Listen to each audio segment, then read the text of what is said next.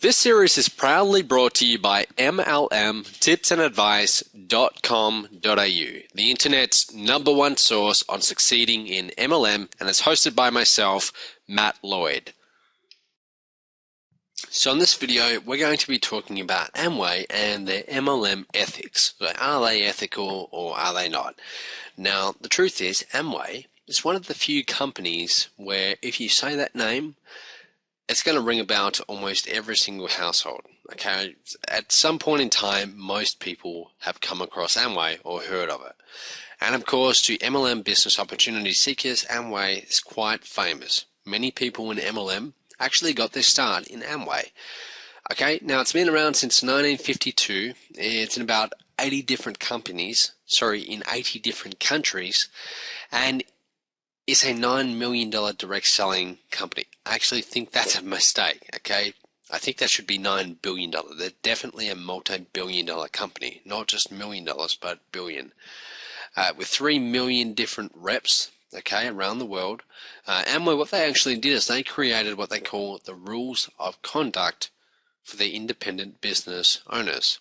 Okay, now this was basically a guideline that aimed to prevent conflicts among all the different reps and to promote ethical practices. So they talked about topics from registration, how to sponsor people and your responsibilities as a sponsor. So if you enroll someone in your team, what are your responsibilities? To the presentation of the plan, this is quite important because a lot of people, when they become representatives for an MLM company, in the beginning, when they're trying to make sales, there's definitely, for some people, obviously not everyone, but for some people, they do tend to really talk up the compensation plan. Okay, and they really talk up how much money can be made.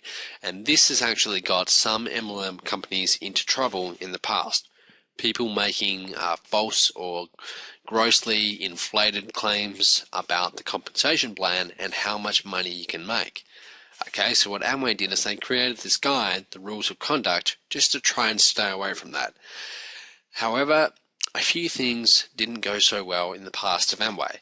From the 1970s to the mid-2000s, Amway actually took a lot of heat from various sectors of the government and even from previous employees and different reps. So you can imagine, Amway with all of their millions of reps, you can imagine how many people have tried and failed, because the fact is, most people who try MLM, they don't make it. Okay, and the fact is, most people who try business, full stop, don't make it. Okay, so I'm definitely not criticizing MLM here. But you can imagine, with a company this size, with all those people who don't make it, sooner or later they do start to get together and they start to complain, and they start to blame other people or the company itself.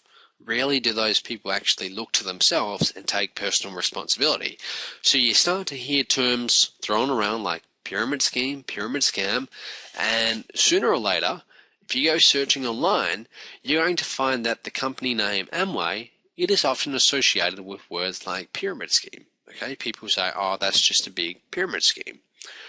Okay, so things like this started to happen. Okay, employees started to mention things about tax evasions, custom frauds, objectionable practices, exaggeration of actual income, things like this. Okay, this just really hit Amway for a little while.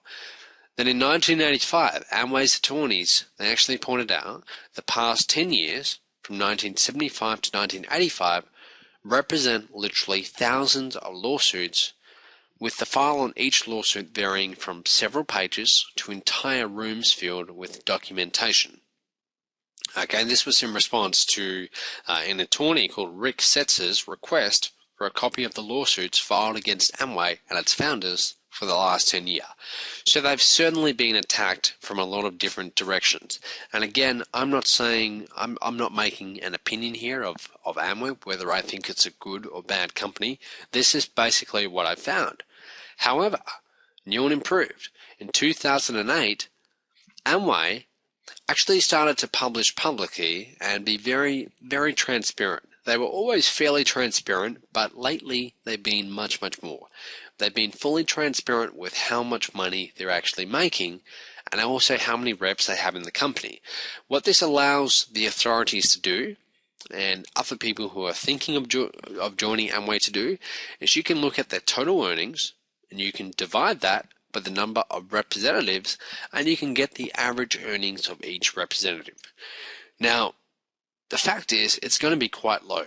And again, that's because most people fail, and that's not because MLM doesn't work. The fact is, most people get involved in MLM looking to make a fortune for little or no work, and they soon discover it doesn't work that way, and most quit. Okay, so it is going to be a little bit lower.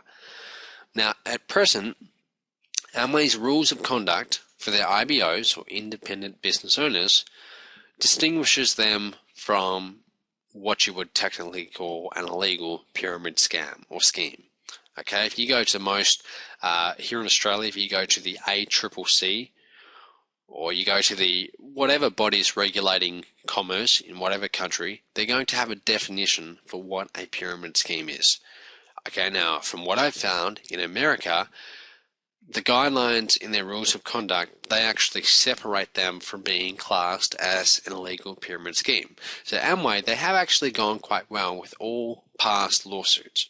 Okay, no lawsuit has yet destroyed the company Amway. They're still going very, very strong. Now, the website, if you also go to the website, you're also going to find the IBO best practices, tax tips, guidelines for speakers, IBO bookkeeping, guides to music copyrights, and even health tips. And more importantly, the IBO AI, they monitor all the different MLM practices, and they ensure that the rules of conduct are followed. Now, what are these rules of conduct? Having faced lots and lots of different pyramid scam accusations, the Amway rules of conduct focuses on ensuring that no recruits are scammed. Okay, so some of the rules stated in the rules of conduct are below. Rule 4, responsibilities and obligations of all IBOs. Must not make exaggerated product claims or non-guaranteed claims with regards to the corporation's products or products distributed by the corporation. 4.8, compliance with applicable laws, regulations and codes. IBOs shall comply with all laws, regulations and codes that apply to the operation of their IB wherever said business may be conducted, and they must not conduct any activity that could jeopardize the reputation of the IBO and or the corporation. And also, 4.9, they're against deceptive or unlawful trade practices. No IBO shall engage in any deceptive or unlawful trade practice. A deceptive or unlawful trade practice is one that 1. Has been defined as such by any federal, state, or local law or regulation. 2. Has been reasonably determined as such by the corporation. In making a reasonable determination, the corporation shall obtain the opinion of outside legal counsel and the IBOA International Board Hearing Panel Chairperson. Okay, so you can see there's quite a few of these. One more I want to read out. Presentation of the compensation plan. Must disclose the average profits, earnings and sales figures and percentages as published from time to time by the corporation. Must not promote the enjoyment of tax benefits as the best or principal reason for becoming an IBO. That's kind of funny actually, because in many MLM companies, part of the way that it's sold to other people is by saying, well, if you join this company, now you're in business for yourself, and now you can claim tax deductions and cut down on your tax. Okay? So they're saying you can't actually do that. Must not say that the business is a get-rich-quick opportunity in which it's easy to achieve success with little or no expenditure of effort or time. So from what I found, Amway, they're definitely very proactive in promoting legal practices in the MLM industry. Unfortunately, although reputable MLM companies advocate they're against pyramid schemes and things like that, the statistics on the industry are yet to decrease. So most people hear that the average person fails, and that really hurts the reputation of the whole industry. Now, if you'd like more free tips and advice on doing well in MLM, or you're just doing your research and you're possibly thinking about getting into the industry, then what you need to do is go to mlmtipsandadvice.com.au right now. You've got to go there right now, and you are going to be overwhelmed with just how much free, valuable information there is. And for a limited time only, you're also going to get a free copy of my controversial book, The Hidden Truth.